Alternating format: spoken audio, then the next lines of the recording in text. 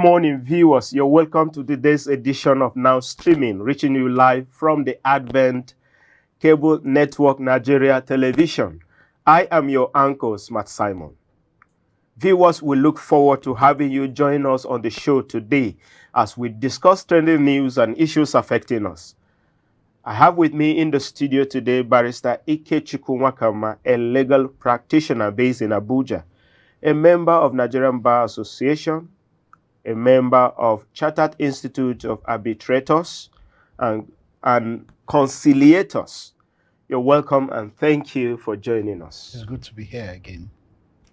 So let's get into the trending news of today, Tuesday, 7th of September 2021. And we are starting with President Buhari makes fresh appointment.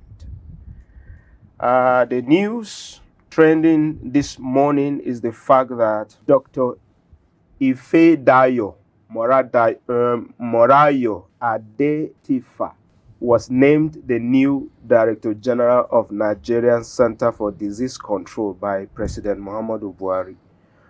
This appointment took place yesterday, and Garba Shehu, Buhari's Special Assistant on Media and Publicity, confirmed the appointment that Adetifa will succeed IKECHUKWU, who has been appointed to the World Health Organization, according to Shehu.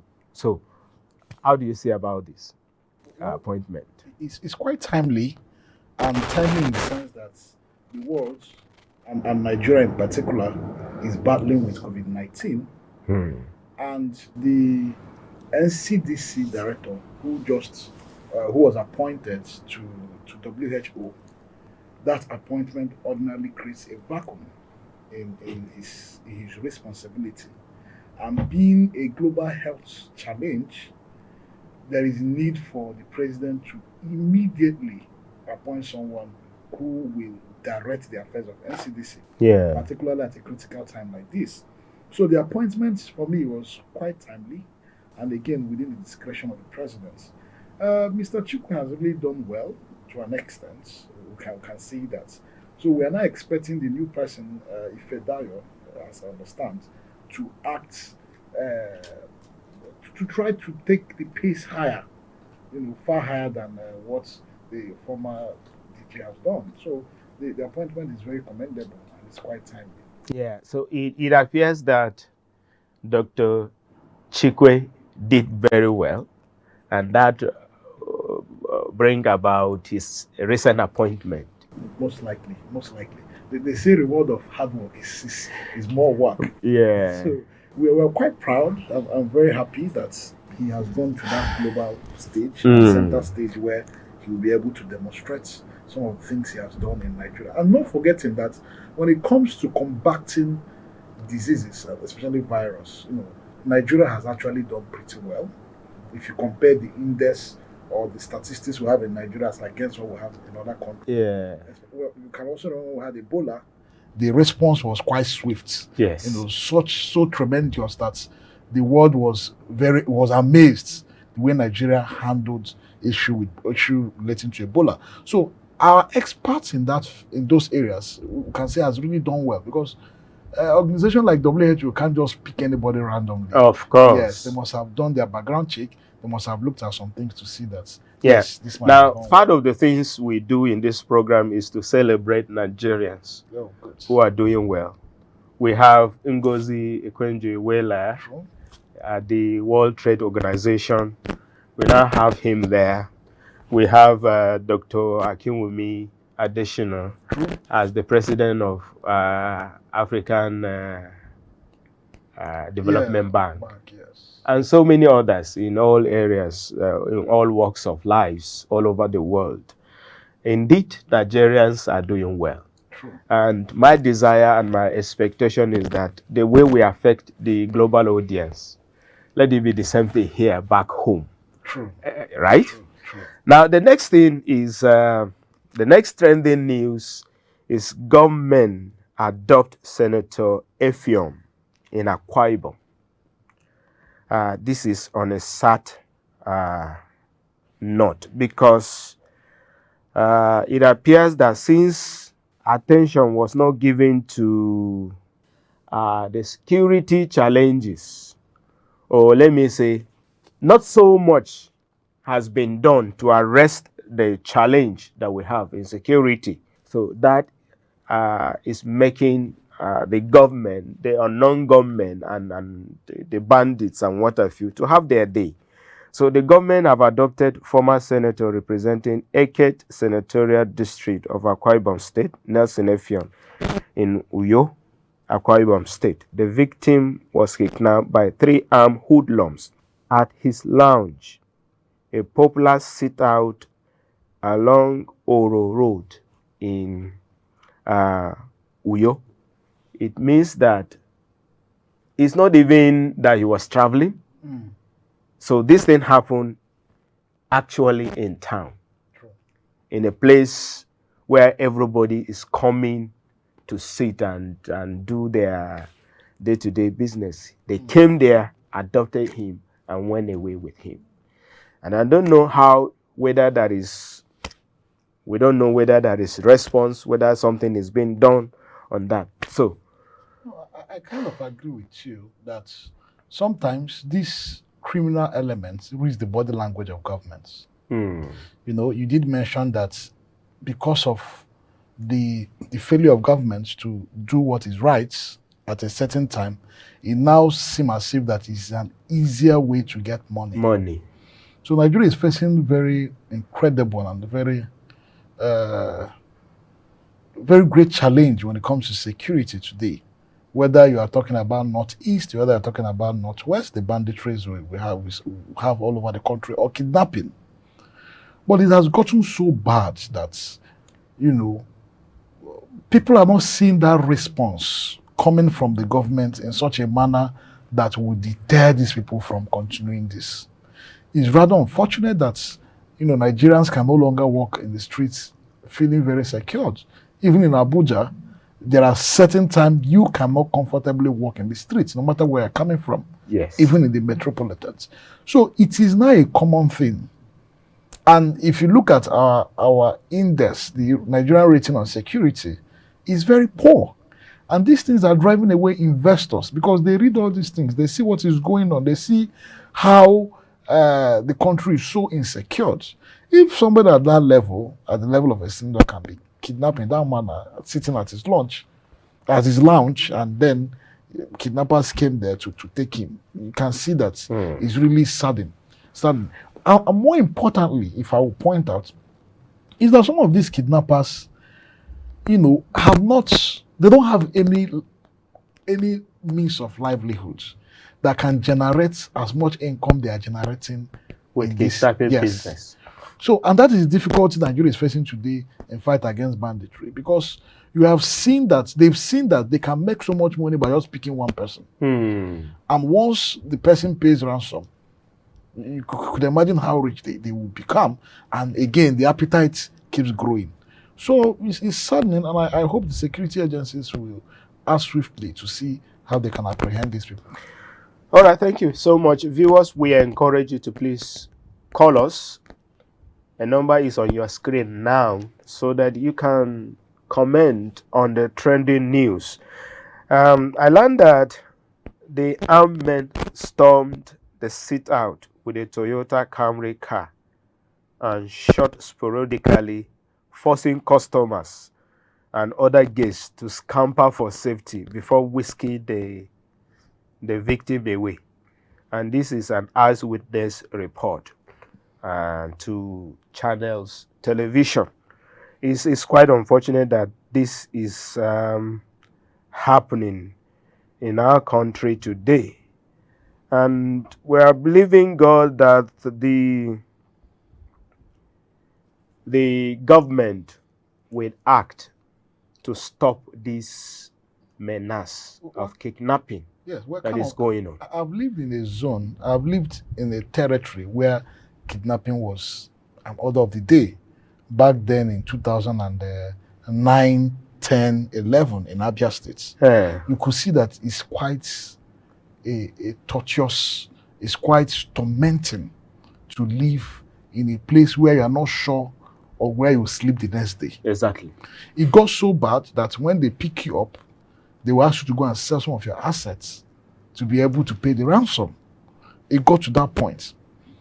And when government was ready to deal with them, it didn't take government 6 months to 1 year to flush them out. Exactly. It's just a matter of understanding that no matter the kind of firearms they have, government will definitely have a superior firearm. Of course. Government will definitely have a superior intelligence and a superior intelligence gathering. But the willpower is what is lacking. Yeah. It's what is lacking. So it is quite unfortunate. Quite unfortunate. Particularly to the residents in that area, to the family of the senator, and to the well-wishers. All right, so the next trending news is on Miyetti Allah. Miyetti Allah vows to sue southern governors over anti-open grazing law.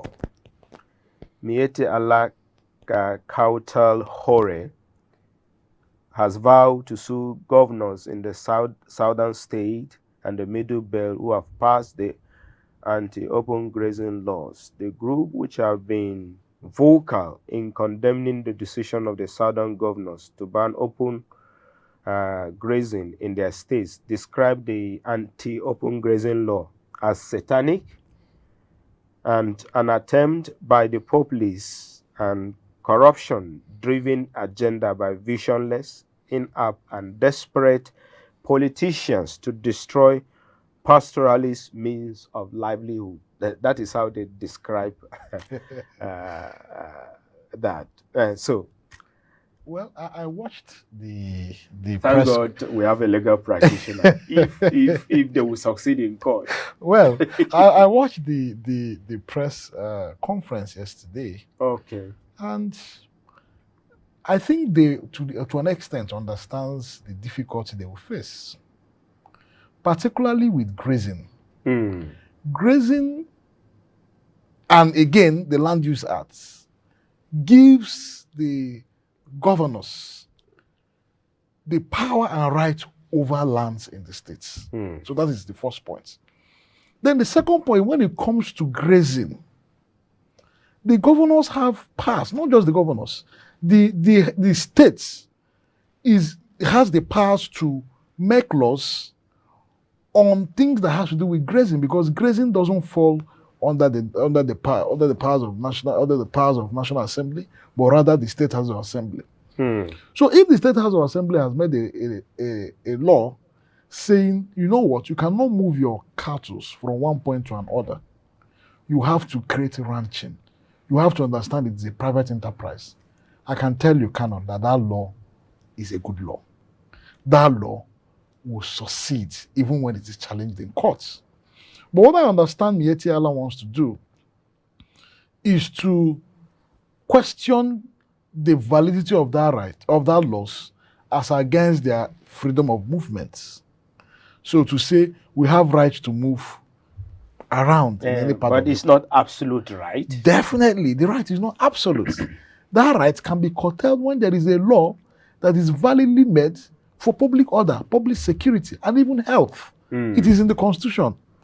So it is even to their own interests that open grazing is not encouraged. Even their own governors in northern states, has openly said, see, stop taking these cows, stop migrating. I've read a couple of times the governor of Kano State advising them not to be migrating to the southern part with their cattle. For two things. One, for their own safety. They're exposed to all manner of natural elements when they are doing that. Two, their children who are moving around needs education. Of course. They need to be taken care of. Unfortunately, in Nigeria, we don't respect animal rights. Those animals you are moving still need to be respected.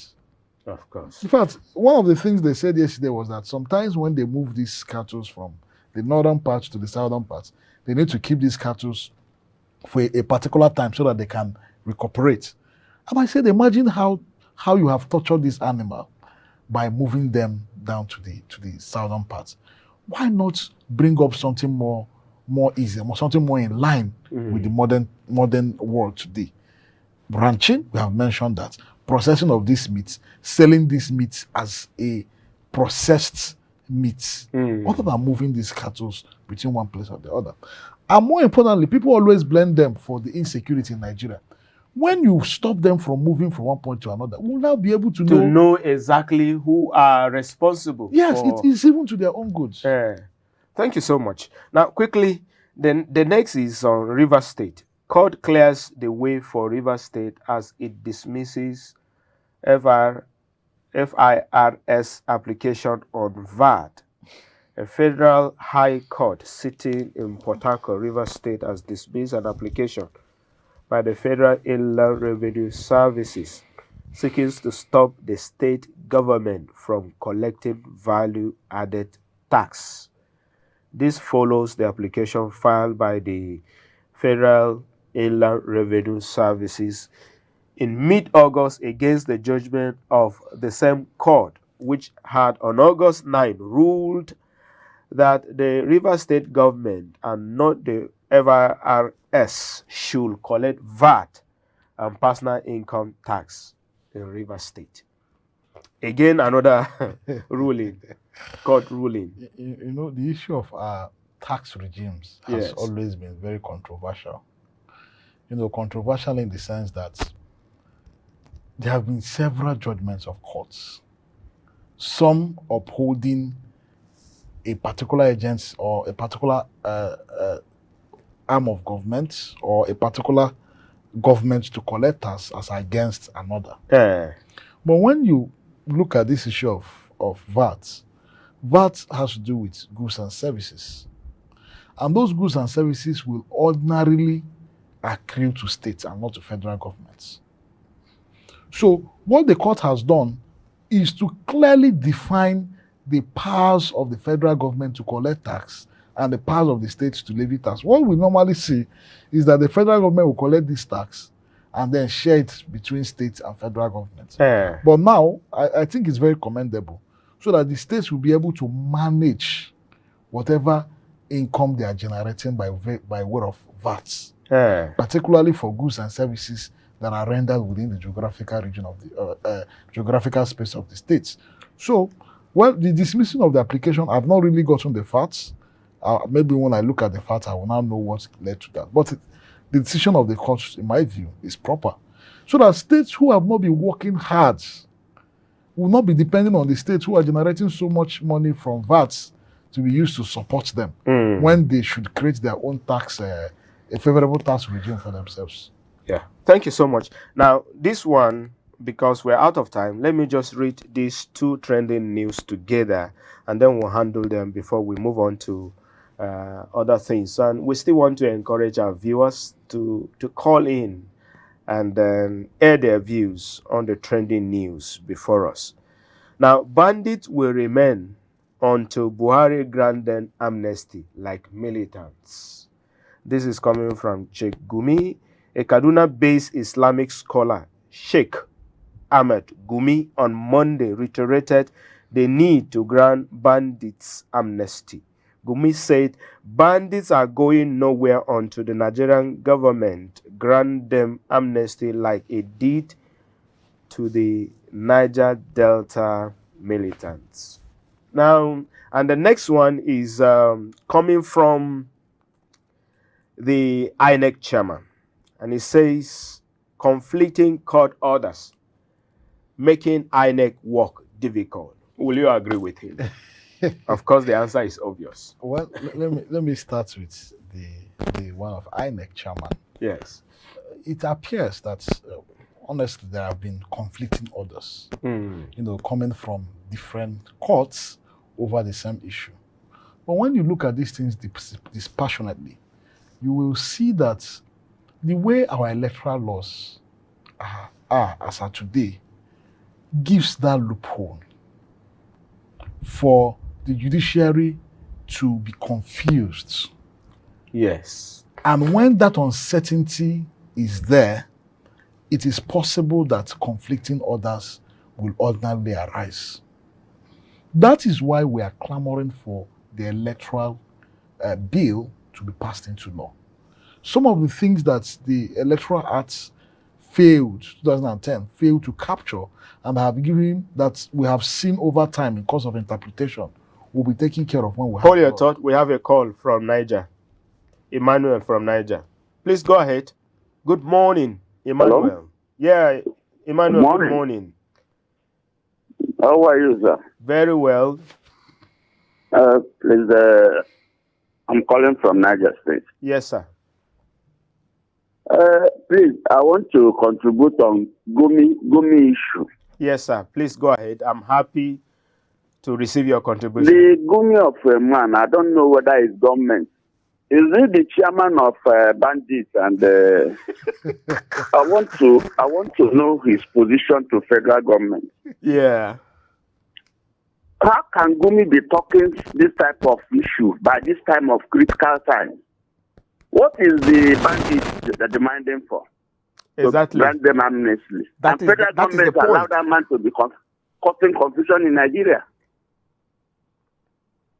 It's high time they will call him in order. DSS should do their job and not harassing innocent people in the Nigeria. Who is he? Please, let's then call him in order. I don't know whether the Nigerians, even the big men in Nigeria, is afraid of Gumi to put him in order. It's okay. Thank you so much. That's only what I want to contribute to this Thank program. you, Emmanuel. You have made your point, and I hope that they are listening. Let DSS do their work. But I agree with him to a point. When you listen to Gumi and the grounds upon which he's asking for this amnesty, it's very laughable. Why are they doing this act? His own reason is that they say they did not give them electricity, they did not give them water, they did not give them infrastructure. And I ask, which part of the country is not facing similar difficulty? So are you now saying the best way to call attention of government is to carry arms against the state? Against even the citizens. Because the people you are killing and kidnapping are the same people who are facing the same thing that you are fighting against. So I don't see it making sense. Amnesty is ordinarily granted to, just like Emmanuel said, to people who are agitating for a marginalization arising from their natural rights. All right, so back to the issue of conflict in orders by the federal government. But before you do that, remember, CJN Mohammed drags 3 chief judges to National Judicial Commission. You know, this is an area that affects me as a lawyer, so I have to be very careful how I comment on this. Okay. But it's quite sad, honestly, because laws, again, are subjected to different interpretation. Okay. We have interpretation by literal rules while you're looking at the law as it is. When you cannot interpret laws in their plain languages, you are now allowed to apply the golden rule, which is trying to find out the intention of the legislatures. Yeah. When you can't find out the intention of the legislatures by the word of golden rule, you now apply the mischievous rule. The mischief rule, which is what is the mischief this law is trying to prevent. Now, sitting as a judge, when you don't have a clarity as to the language used in the law, particularly for electoral acts, the judge might want to interpret the law in the way the judge understands the law, based on the circumstances presented before the judge. And those judges they're not infallible. They make mistakes. That's true. So what we more advocate is having a more clearer laws, and then politicians staying away from the courtroom. When I mean staying away from interfering with the administration of justice. We have seen this more in states, because when you look at the agitation by Joseph saying that courts should be granted independence, judicial arm should be granted independence. These are the things that will be solved when the judicial arm has that sort of autonomy. But today you have the governor appointing the chief judge, you have the governor appointing all the judges, and then controlling what they should receive as pay, what they should receive as gratuity. I'm not saying that the governors are influencing them, but I'm saying the likelihood of them as human interpreting law to favor who is paying the piper will be there. Yes, now. It's normal. We'll Of be there. course. So when you grant that You judicial give me food to eat, I won't just do anyhow. I have to protect you too. to an extent. So when you grant the judicial autonomy, and then we'll have clarity in our electoral laws, I can tell you, some of these things will stop. Okay, so that's all the headlines we can take this morning. We shall be going on a short break, and when we return, we'll be looking at the topic for discussion: the legal concept of arrest and conviction. Please stay tuned.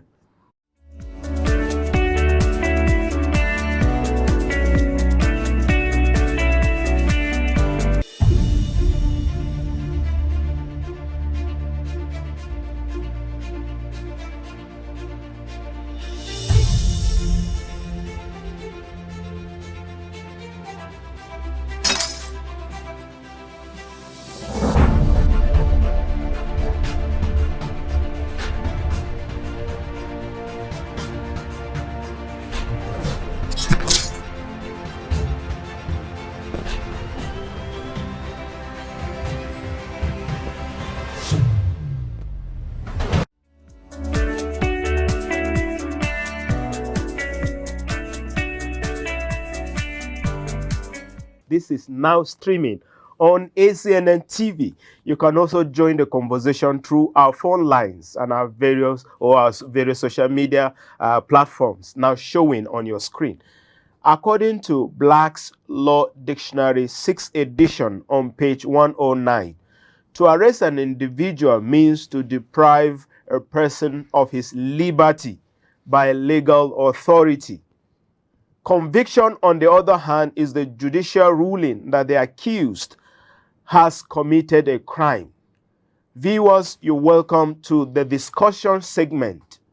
And today we shall be discussing the topic, the legal concept of arrest and conviction. Our guest will be taking us through the various concepts and steps. Do join us to share your thoughts through our phone lines showing on your screen via phone call or WhatsApp message. Still with me in the studio is Barrister IKECHUKWU, NWAKANMA, our guest. You're welcome once again. Thank you so much. Now, let's look at the topic before us, and what is an arrest and conviction at the same time? Okay. The definition you gave from Black's Law Dictionary appears to capture it in a very succinct manner. But when we look at it practically, we are saying that an arrest is when a person's freedom to movement has been constrained by an arresting authority. Either the police officer, the judicial officer, or a private person. A private person as a citizen. Yes. Can arrest. So, but for an arrest to have been taking place, is either the person who an arrest is to be effected against has been touched or constrained, or the person had voluntarily submitted to the arresting authority. So without touching the person, just saying the words by you are under arrest is not enough to say you've arrested the person. So the arresting authority must ensure that the person is touched. But there's a matter where the person was invited. They came to arrest the person, so they didn't touch her. They invited her to the police station. She said, look, I'm coming by so time. At that time, she said she's not coming again. Now, the police went to court to say that she has prevented arrest by a police officer. The court said no, arrest has not taken place because you've not constrained the person. You've not been able to touch the person. So that's why the police will ensure that they touch you for you to say that someone has been arrested. Whereas conviction is the tail end of criminal judicial process. Now, before the conviction, Okay. please help us. Do Nigerians know that as a citizen, you have the power to arrest? Well, I'll answer yes. If not, what is the legal body doing to let citizens know that, look, if somebody is doing something that is illegal, you can arrest him and hand him over to police? Okay. Maybe let me start my own duty. Okay. Please, go ahead and start your duty. To educate the masses. Again, people don't know that they can arrest. Okay. So I can tell you that for free.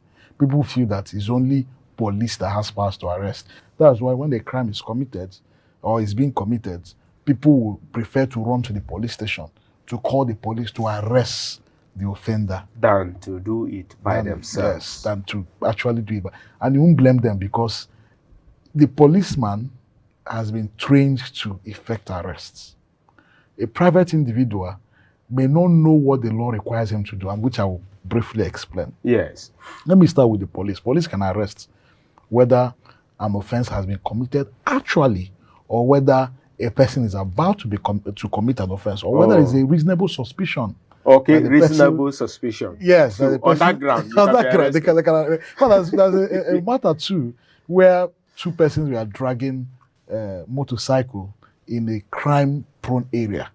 So when the policeman approached them, they said, "Can I see the particulars of this motorcycle?" They couldn't produce it. The police arrested them. The later went to court to say, you unreasonably arrested them. The court said no. At that circumstance, or with the facts around that situation, the police can arrest. So if you are walking on the road and police feel that you are about to commit an offense, not that you've committed an offense, or there's a reasonable suspicion that you're about to commit an offense, then the police can arrest.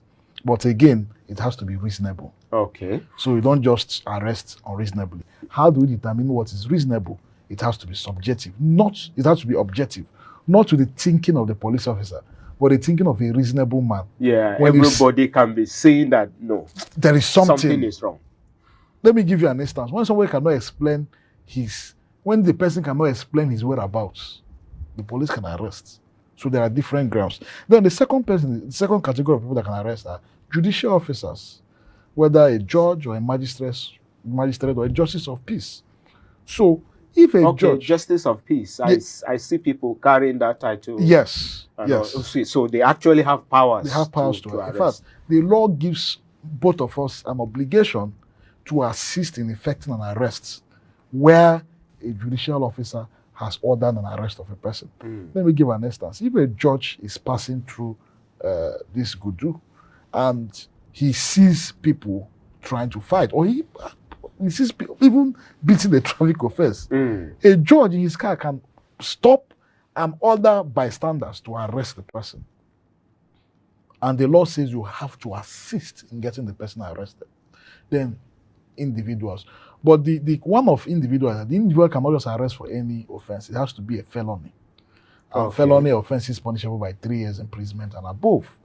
So you can't just see somebody who maybe, of course, it's not good to commit traffic offenses, but you've seen somebody commit traffic offenses. Hey, everybody, let's go and arrest the person. Traffic offenses are not felony. So offenses that are grievous in nature, like I mentioned, felony, more serious offenses, the citizens can arrest. But what the law requires that you have to hand over the person to the police or authority within a very reasonable time. So you don't bring the person and keep the person in your house or restrain the person for quite a long time. They can take an action for forced imprisonment. So that's why when a private individual arrests any person that have committed an offense that the punishment is above 3 years, the law requires that they should be taken to the police station.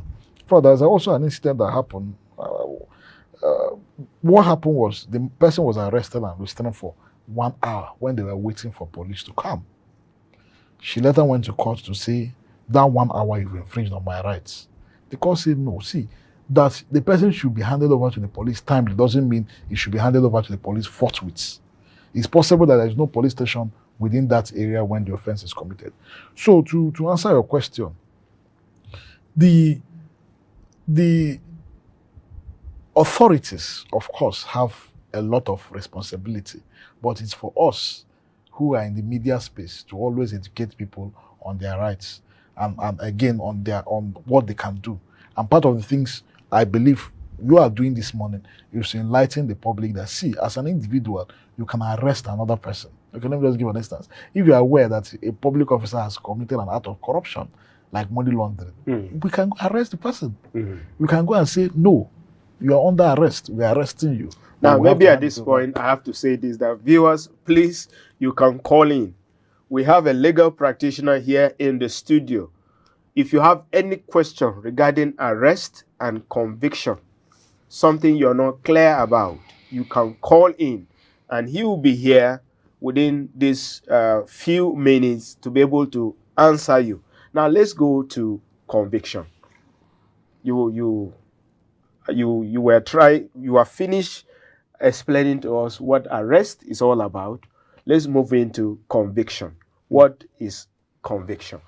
Okay, before conviction can take place in our criminal justice procedure, there are other procedures that must have taken place.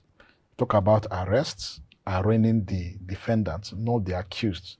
You know, I tell people, if you call somebody who is brought to court an accused person, they can charge you for they can take you to court for defamation. Okay. So our laws has taken away the words accused to defendants. Okay. So the defendant is arraigned before the courts.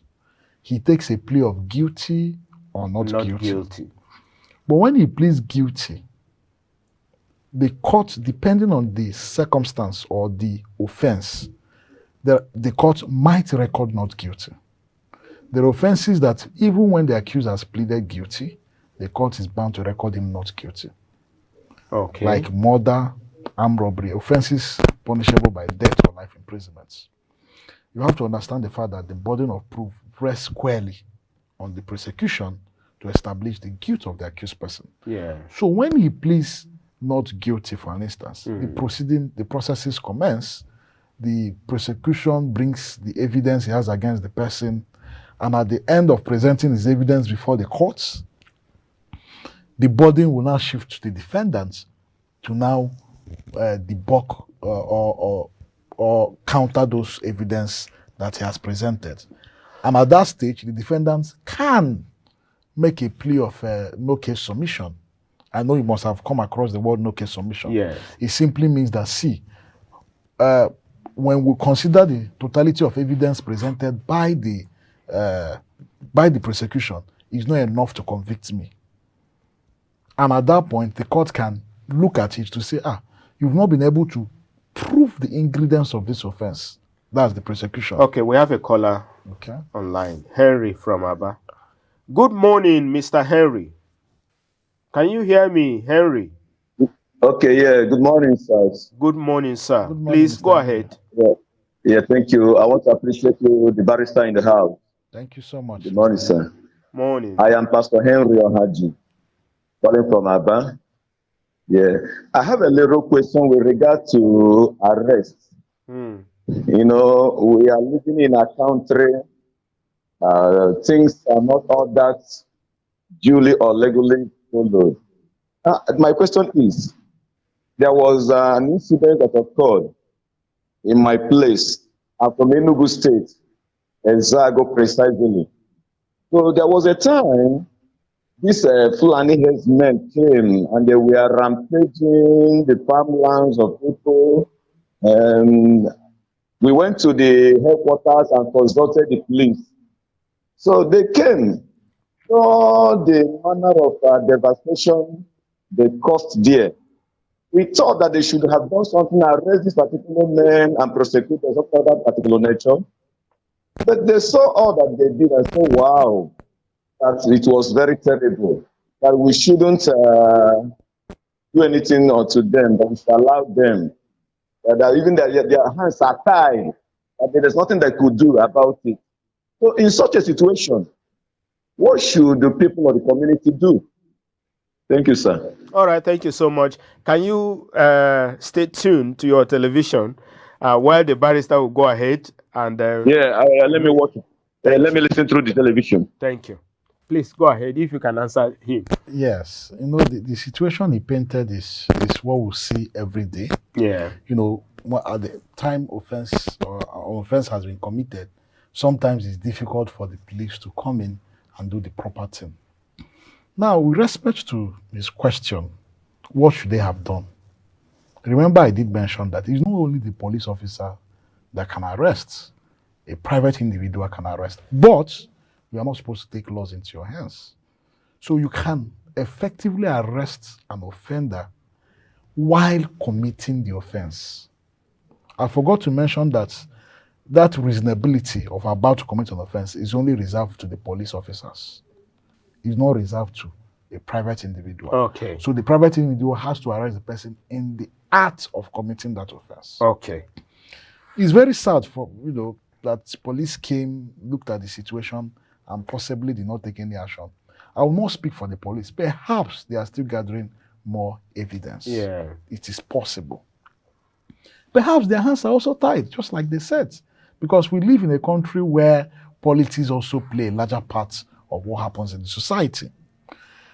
Importantly, I must say this: they also have rights they also have civil rights to make claims if they can identify the people who had committed those acts. Let me give an instance. If in the acts, like he painted, the properties were damaged, lives were lost, they can actually go to court if they can identify the people who has done this to claim damages against them, while the only persons who have powers to prosecute, which is the police and the Attorney General, might take up the criminal aspect of it. But the community has rights to take up a civil action, even if a criminal action is not readily available to them at the moment. Yeah. All right. Thank you so much. I think we have to move on now. Now, can you distinguish between summon and arrest? Or are they the same thing? Oh no, of course they are not. They are not. Summons is always issued to non-serious. All offenses are serious, but they're always issued to misdemeanor, like very offenses that their punishments are not much. So the person who wants a summon can approach the courts, either a magistrate court or a judge of a high court, to ask the court to issue a summon. Summon is just like an invitation, but that invitation has a legal backing. Yeah. Because when you fail to honor that invitation, it is an offense on its own. Yeah. So it is an invitation sanctioned by courts to an individual to appear before the court to answer to a particular charge. But an arrest is not an invitation. It is an actual act. You must come by force. You see either the police, you see the judicial officer, or like judges, or the individual, holding the person or seizing that person and taking him to a detention sector. So they are not the same thing. But both of them leads to one thing. Yes. That is bringing the person to court. That is the essence of either so in arrest. What are these offenses that summon could be used, and what are the offenses that the person must necessarily be arrested? Okay, so if I start mentioning them, we will not end today. So I'll just use the punishments, the years of punishments. Okay. If it is offenses that the punishment are less than 3 years, yes, summons can be issued. Again, summons is at the discretion of the issuing authority. They can issue. But once it is above 3 years, again, you may not need to issue summons. You might need to proceed immediately to arrest the person, either with warrants or without warrants. Okay. With warrants, if the offense, if the law establishing that offense or creating that offense requires that arrest to be carried out by warrants, then the arresting officer needs warrant of arrest. Okay. But when warrant is not required, you can arrest without warrants. Okay. So an arrest can be made without a warrant. Yes. What about in a situation of retirement, death, removal from office, or loss of jurisdiction by the warrant issuing authority? Can that invalidate a warrant of arrest? Not at all. Once a warrant has been issued, whether the person retires, yes, whether he's dead, it remains valid. okay, That is the issuing authority. yes, If the issuing authority has retired, let me give an instance. A judge has issued a warrant and the judge retires the next day. You won't say that the warrant has elapsed. No. That warrant is still effective till it is effected. Not the person that they are saying they are asking you to go and arrest. Of course, you can't arrest a dead person. Dead people don't face criminal justice unless for few exceptions. So once a warrant of arrest has been issued, it can be executed even when the issuing authority is no longer in that office. The only time a warrant will elapse is when that warrant has been executed. If a warrant has been issued against someone and the police has gone ahead to arrest that person, you can't use that same warrant of arrest to rearrest the person again. You need a fresh warrant. And if a warrant has been issued to a police officer, the police will need to possess the warrant of arrest to arrest the person. Let me give an instance. Let's say a police officer was issued a warrant of arrest and he drops the warrant of arrest in a station and he's going to bank to make a withdrawal and he sees the person that a warrant has been issued against. You won't expect the policeman to run back to the station to bring the warrant before arresting the person. Of course, by the time you come back, the person must have left. The policeman can arrest the person, take him to the station, and show him the warrant of arrest. Okay. Now, let's go back to conviction. Okay. And looking at an ex-convict. Now, on the 28th of August 2021, according to the Nigerian Post Daily, the EFCC boss says that 70% of Nigerian youth will soon become ex-convict. So what can you say on this? And also, what are the disadvantages of becoming an ex-convict? Okay, I was giving an analogy that would definitely lead to the point of conviction. That conviction is not just done, it's not an easy thing. It takes a lot to say that someone has been convicted. And that is why we said at the end of every criminal trial, the trial will either lead to a conviction or no conviction. Before you say that a criminal trial has been effectively conducted, the defendant will either be convicted or not convicted, depending on the nature of evidence presented. Now, the moment the defendant has been convicted, he loses his rights to liberty, depending on the number of years the offense he has committed is punishable. I give you an instance. There's one matter I just finished doing. The accused was sentenced for 12 months imprisonment, and the accused person has stayed 14 months in detention. So you can see that the state is even owing him two extra months. Yes. He has served out his sentence time. Oh, is that how it is? Yes. If the judge has the discretion to take into account the time the accused person has stayed in detention. Okay. And then the remaining terms can serve it along the line. So once a person has been convicted, depending on the nature of the conviction, the person loses some rights going forward. Some of them is political rights, which is the right to stand for some offices. But however, before that right to stand for some offices will arise, the offense must be to a particular degree. You can't just say that somebody committed a traffic offense, therefore he can't stand to run an office. No. And if the person has been pardoned, of course, he's restored back to his previous position. Okay. Yes. Pardon. What about clemency? Well, clemency is not the same as pardon. Okay. Because pardon is a constitutional power that the president or the governor is exercising. Well, president that has powers to pardon is exercising. So once that power is exercised by the president, you cannot call that person ex-convict. Okay. Because that person, in the eyes of the law, does not have anything against him. So it does work that way. But before I'll be failing my duty if I fail to mention this, Okay. particularly when it comes to arrests. What we see today, and I think is a prominent problem, is that citizens are killed in the course of arrests. You will see that the policeman will use excessive force. Yeah, like George Floyd Exactly. issue in the United States. If Nigeria is United States, I think every day we'll be recording George Floyd's issue because it's common, and we see the nature of brutality. In fact, this morning I read a news where somebody was tortured. There's an allegation that police tortured the person to death. We see that often. I must say that, when the policeman comes to arrest you, please try not to resist arrest. Because one of the grounds upon which life can be taken away is on the grounds of effecting an arrest, a lawful arrest. Yeah.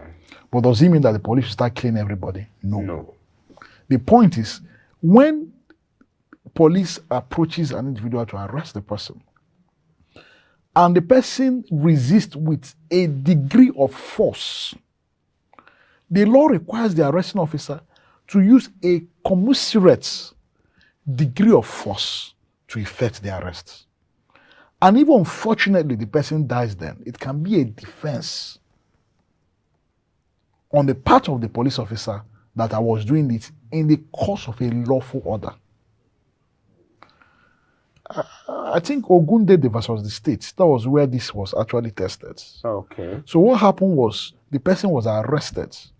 But in the course of the arrest, of course, the person lost his life. On getting to the court looked at the measure of force. The person they arrested did not possess any firearm. He was just did not possess any weapon. So you cannot say that you are using firearm in such an excessive force to arrest person who is unarmed. Yes. And the police actually held the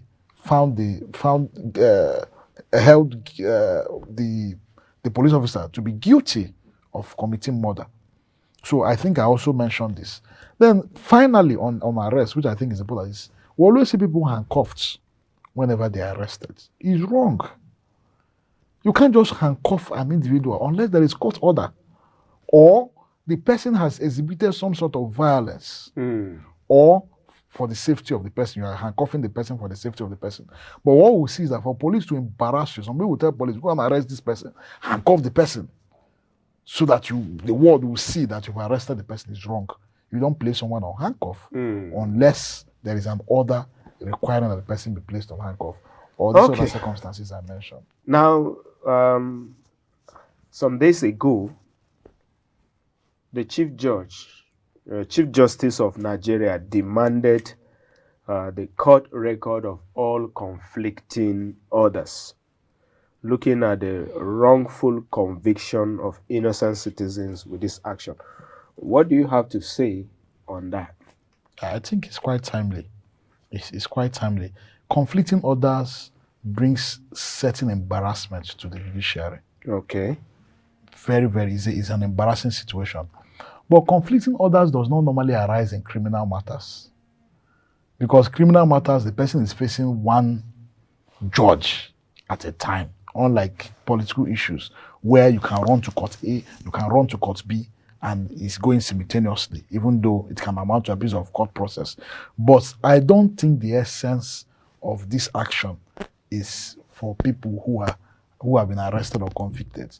I think it is targeted at those political conflicting decisions or orders. Okay. Yes. All right. Now, in 60 seconds, can one take legal action on wrongful arrest or also appeal a wrongful conviction?